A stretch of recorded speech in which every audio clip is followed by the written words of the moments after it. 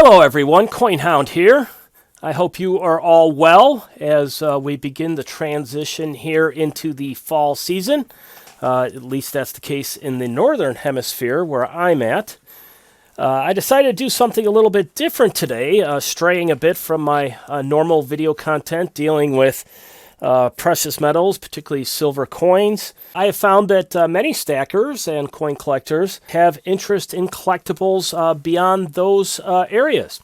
And I'm no different in that regard. And I wanted to share with you one of the collections I've been working on. And that is my Presidential Potbelly collection. Now you may be asking yourself, what is a potbelly? Well, that's what we're going to look at in just a moment.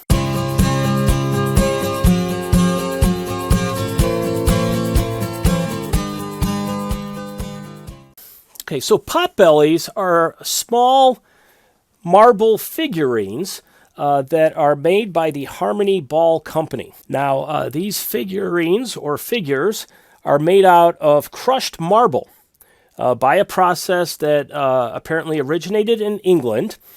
And once the figure is formed, it is then hand-painted and tinted. Now, the Harmony Ball Company, which produces these, has produced two lines of potbellies. One, a historical series, which, given my interest in history, of course, has captured my attention and fancy. And then they have a second series, which depicts animals. Now, the historical series, as described on the Harmony Ball website, portrays kings and queens, scientists, artists, and philosophers, those who have shaped our existence. And so my particular interest is that of the US presidents, of which they have made quite a number. I have a picture of the figures on the screen there. These are the first four that I acquired. And they, as you can see, are a bit on the short side. The figures are generally about 2 inches tall. They have two pieces to them. Now, when the Harmony Ball Company was making these, they did make a limited number of each of the designs. So for each president, they would have had a set number, kind of like a limited mintage on a coin. And then once that total was produced, that was it. The figure was considered to be retired. Now, based on the research I've done, it appears that Harmony Ball Company is no longer making these potbelly figures. So whatever has been made up to this point and is out there, that's what there is. Okay, so they have to be, for the most part, picked up on the secondary market, although some of them are still being sold on the Harmony Ball Company site. I first encountered these at a presidential site. One of my hobbies, and I don't know if I mentioned this in a previous video, is when I am traveling, I do like to take in presidential homes and libraries. And I've been to a fair number of them over time. I don't know, maybe 12. Now, as I said, I first encountered these in one of the gift shops at one of these presidential sites. They immediately captured my attention. And as we traveled, I picked up a few more along the way at different presidential homes and museums, and started to have a collection. My initial four, as I said, are pictured here. And then just in the last couple weeks, I have received a shipment with some additions for the collection. And I have not yet unboxed those, so I'll be doing that on the screen here. So we will, first we'll take a look at the figures that I have so far. And then I will unbox the new ones and we'll take a look at those. Okay, so let's take a look at the pieces I've picked up previously, and then we'll see what new ones I brought in the last week or so. So I have these kind of positioned here in chronological order. So we'll start first with this one, who I'm sure is recognizable to many of you. This is Abraham Lincoln. Now, Abraham Lincoln was president from 1861 to 1865. About 1 month into his second term as president, he was assassinated in Ford's Theater by a Confederate supporter named John Wilkes Booth.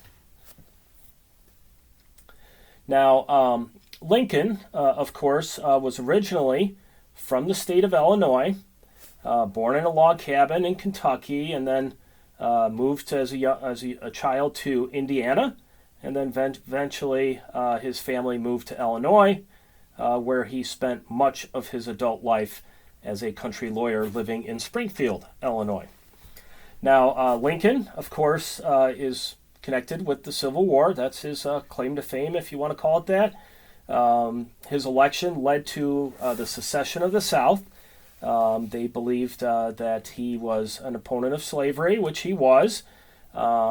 He had tried to reassure the South that he would not target slavery where it was, but instead would merely seek to prevent the spread of slavery to new territories.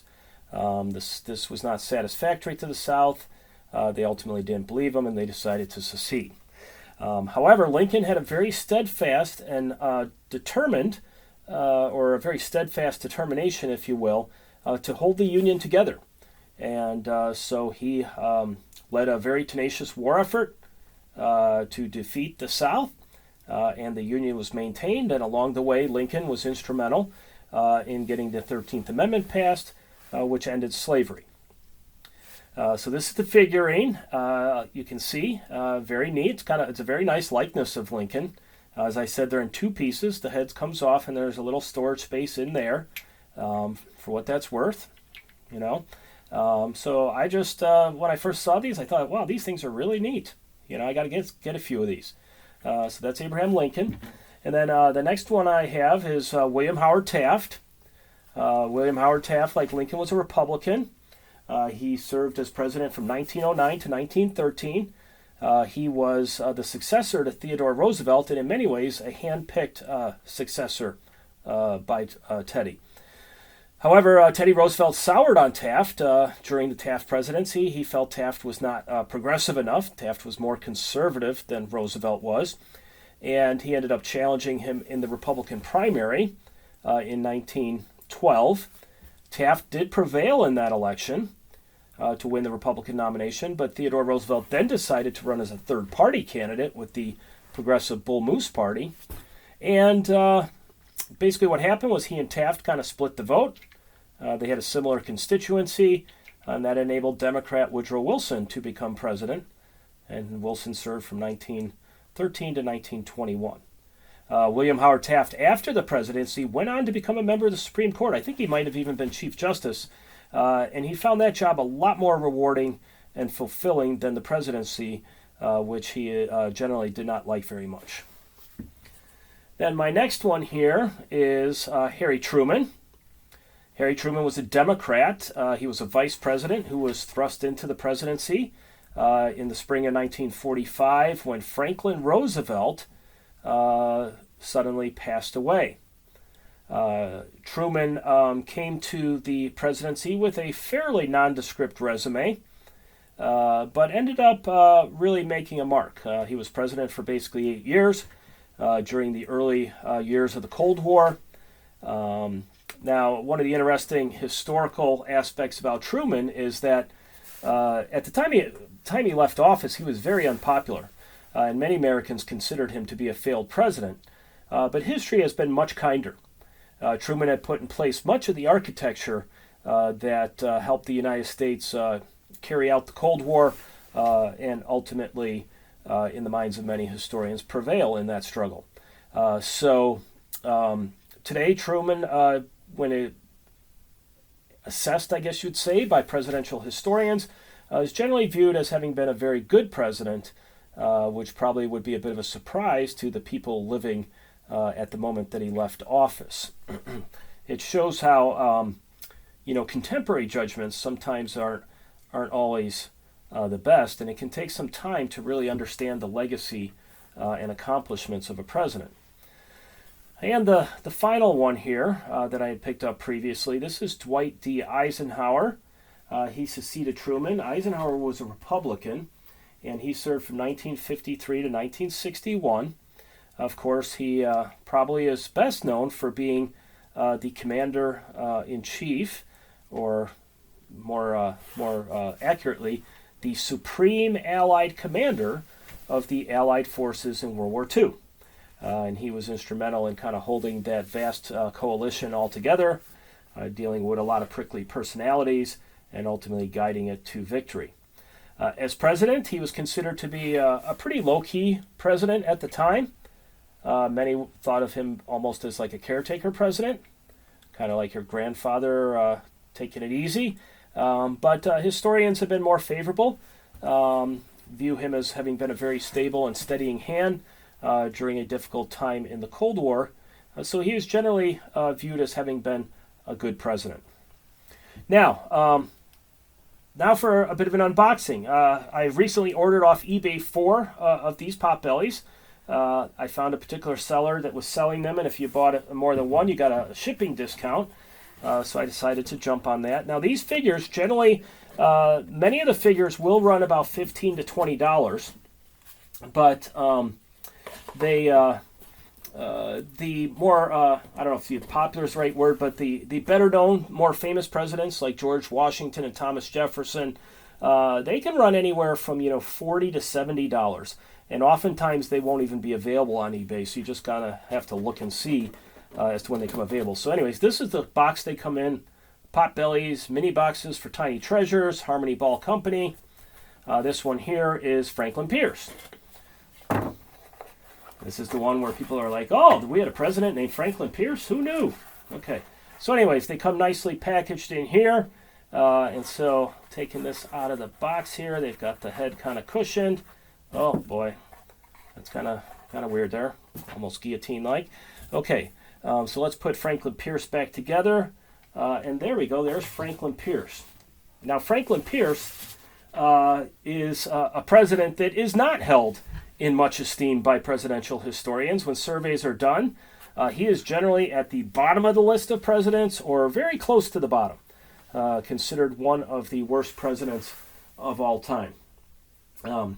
And not surprisingly, there's not a whole lot to say about his presidency because he didn't really accomplish all that much. But he did serve as president one term, 1853 to 1857. And very nice looking figure here. And as I said, many of these are connected. I didn't get this at the Franklin Pierce presidential home. As I mentioned, I got it on eBay. But I did visit the Franklin Pierce home a couple years ago. And it was kind of neat. Sometimes it's neat visiting the lesser president sites.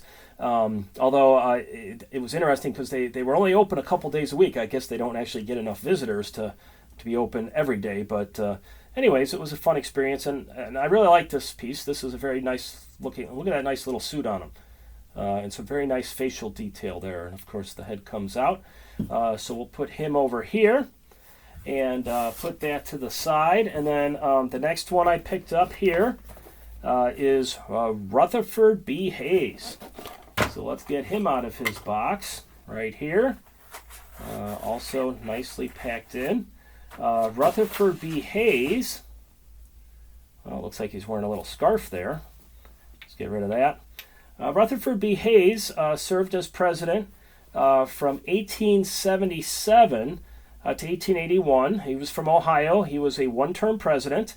And he had a hugely controversial election. Now, that's kind of interesting because a lot of people are concerned that we could have a very uncertain result, a very extended result with all the potential mail-in ballots and irregularities that could pop up this time around. So this was an election in 1876 that was very messy. In fact, 3 states actually submitted 2 slates of electors, each voting for the opposing candidate. Hayes had run against Samuel Tilden. And so they ultimately had to cut a deal in the House of Representatives. And the deal was that Rutherford B. Hayes could become president. And the Southern members of Congress would agree to that if he agreed to pull federal troops out of the South. Those federal troops had been enforcing Reconstruction laws. And so that was agreed to. Hayes became president. The troops were pulled out. And that was a huge turning point in American history because once the troops were pulled out, a lot of the progress that had been made in Reconstruction, a lot of the progress that had been made for freed slaves had kind of withered away after that because the Union troops were not there to enforce the various laws.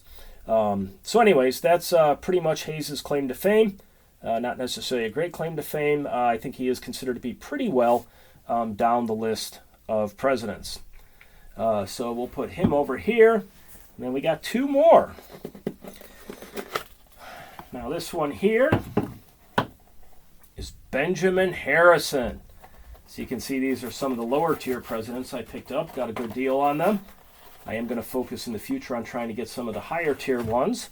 But I'm going to bide my time a little bit on that and see what kind of prices I can get. So Benjamin Harrison. Now Benjamin Harrison is the only president that was from Indiana. And Harrison served from 1889 to 1893. He was a one-term president. I can't say he served during a time when presidents were very hands-off after the Civil War. So he was really more of a Congress that dominated politics at that time. So there's not a whole lot to say about his great accomplishments or anything. But he does have one claim to fame. He was the grandson of a president, President William Henry Harrison. And William and Benjamin are the only grandfather-grandson presidents in United States history. Of course, we've had two father-son presidents with the Adams and Bush families. So that's Benjamin Harris. And then finally, one of my favorites, Calvin Coolidge. All right, let's get him out here. All right, so Calvin Coolidge. This is another site that I have visited, the Pierce site. I have visited Rutherford B. Hayes' home, the Benjamin Harrison home. I have visited Coolidge, and all of the previous ones I mentioned, Eisenhower and Truman and Lincoln I visited, and my family visited Taft on a visit to Ohio. I didn't get to do the Taft one. So here's Calvin Coolidge. How fun is that? So Calvin Coolidge was a Republican. He served from 1923 to 1929. Another vice president that was thrust into the presidency when William Harding died unexpectedly. Calvin Coolidge was known as Silent Cal. He did not talk very much. He didn't like to speak a lot. And he was a very fervent believer in limited government. And really believed in kind of getting the government out of people's way and letting the American people live and prosper by their own devices. He's also known for famously saying that the business of America is business. So anyways, he served out the remainder of Harding's term. He was reelected to a term of his own, and then he decided to go ahead and step down after that. Okay, so Calvin Coolidge. All right. I don't know why, but I like Calvin Coolidge. He was an interesting president, and this is a really beautiful piece, if you ask me. So anyways, that is my presidential potbelly collection. And I may do another video in the future when I add a few more. But there they all are, the assembled presidents. And I know this is a bit out of the ordinary, and I don't know how many of you stuck along for it, but I hope some of you did. And if you liked it, please go ahead and hit the like button. If you have any comments, share them with me. I'd love to hear what you think. And of course, if you're not a subscriber, I do humbly ask that you subscribe. That would help me out greatly. And I hope you have a great day and a great evening. So long.